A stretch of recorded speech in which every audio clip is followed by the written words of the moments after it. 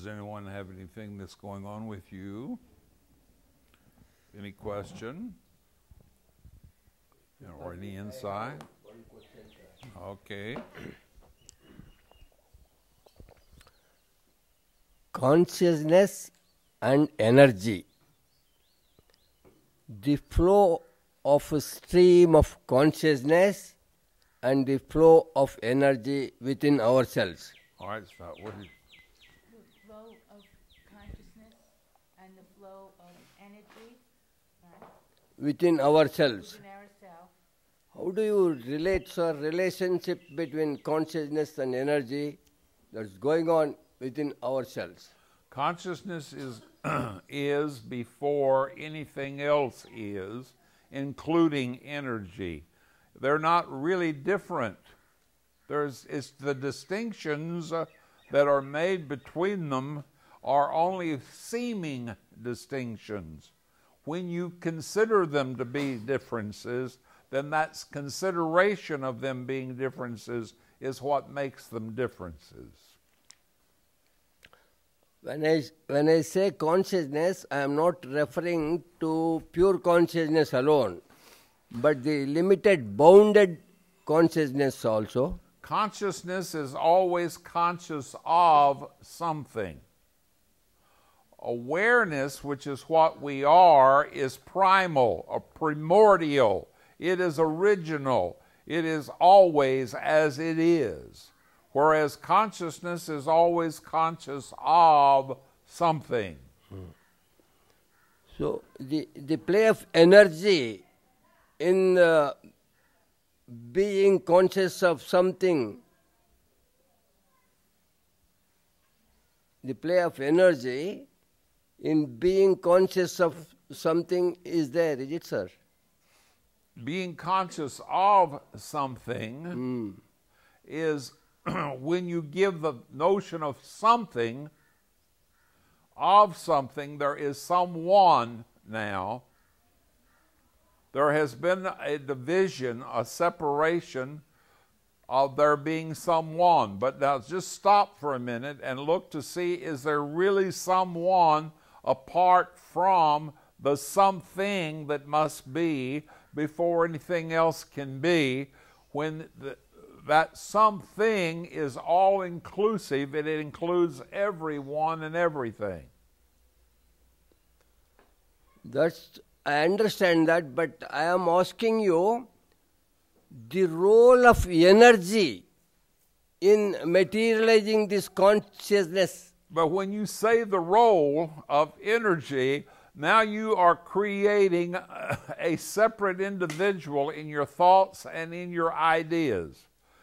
You're giving rise to someone that must be a doer in the situation. And the rising of the doer of the situation now is when mind comes in.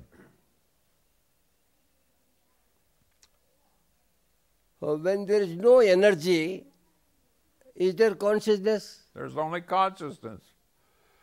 There's still consciousness in the energy or as energy, but when you begin to make a distinction, the moment a distinction is made, who made the distinction? Where did the distinction come from? Mind. Yes. That's what I'm saying. But mind can't be without energy. They're the same thing. I have a paper in here. You probably have it. It's called The Sum and Substance, Realization of the Sum and Substance. Read it. That'll tell you. It's in there. Okay? Okay. Another question regarding to the very dynamics of the practice of self-enquiry. The Bhagavan's teaching said, when thoughts come, set aside the thoughts and shift your awareness to I thought. Yes. And then pursue a trace back to the source of the I thought. Yes. Alternatively, What happens when you do that? that I thought gets dissolved and you will reach to the source. It disappears, it dissolves, Yes. leaving what? Yeah. Leaving what? What's there?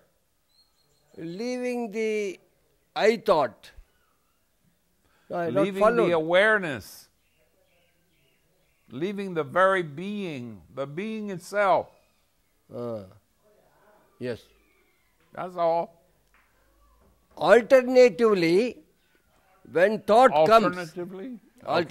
alternative to this process of leaving the thought and pursuing the I thought, alternatively when a thought arises, crops up. Right here, leaving the thought is just redirecting your attention onto the, where did the thought come from? It came from the I. You couldn't have the thought if you didn't have the I thought. It's the common denominator of all thoughts.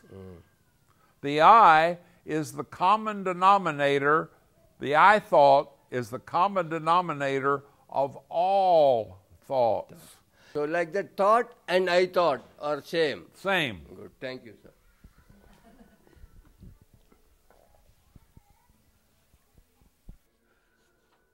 So just take note. It's okay, it's certainly okay to take note of I. You can't you can't deny I. You can't deny that you are. What's important is make the distinction as to what is I, the difference between I as thought and I am as pure awareness. That's the sadhana. And in all due respect, any other sadhana is really, at this point, if you're here at this point, if you get this, any other sadhana is a waste of time. Once you're at this point and getting it, of making the distinction between the I thought and the pure awareness of I am, in this moment, this becomes your sadhana. Stay with it in the inquiry, following the sense of I to its point of origin, and see that there is only awareness. The I thought is an assumed point of reference in the pure awareness that is only a thought and has no other existence other than a thought. It's like a whirlpool in a river. The I thought is a whirlpool in the river of consciousness, as an analogy. That's all. See it for yourself and be the awareness. Surrender into the awareness. Dissolve the sense of I into the awareness. Remain in the awareness as the awareness. For the awareness is the truth. The I thought is only a concept. Make the difference between the I thought that is a concept and the pure awareness, the I am awareness, which is true. It's reality, the only reality, the very self, pure being, the nature of which is freedom, peace, and joy. Remain in it, as it, forever. And be happy. Namaste.